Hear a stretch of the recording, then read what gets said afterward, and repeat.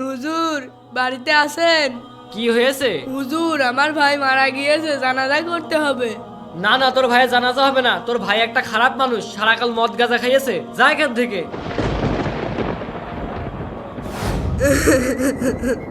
ভাই এবার তোর জানাজা কে করবে? ছোট ভাই, হ্যাঁ তোমার ভাইয়ের জানাজা আমি করব। হুজুর, আপনি তো বললেন আমার ভাইয়ের জানাজা করবেন না। তাহলে শোনো, আজকে রাতে যখন আমি ঘুমিয়েছিলাম তখন। আল্লাহু আকবার। হ্যাঁ, কি রে? যাও জান্নাতি মেহমানের জানাজা করে এসো। হ্যাঁ হ্যাঁ, ঠিক আছে, যাচ্ছি যাচ্ছি। আল্লাহু আকবার।